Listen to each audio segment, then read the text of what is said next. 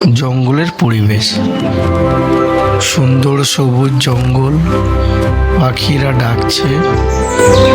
এক বনে গজানন নামে এক হাতি থাকতো। তার গায়ে জোর ছিল অনেক, তাই তার খুব অহংকার ছিল। সে বনের ছোট প্রাণীদের মোটেও গ্রাহ্য করতো না। হাতির সাথে পিঁপড়ের দেখা।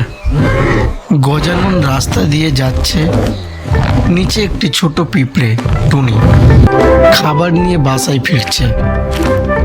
হাতি তাকে দেখে সুর দিয়ে ধুলো উড়িয়ে দিল। হাতি দাদা, তুমি এত বড় হয়েও অন্যকে ভয় দেখাও। কাউকে ছোট ভাবতে নেই, সময় হলে ছোটরাও অনেক বড় কাজ করতে পারে।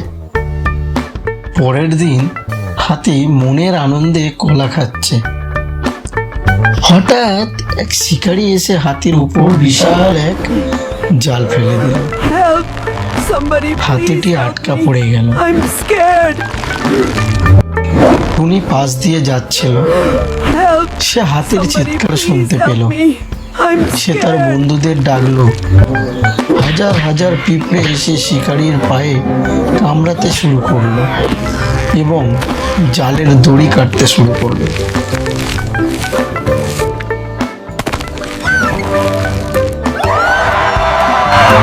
হাতি জাল থেকে মুক্ত হলো।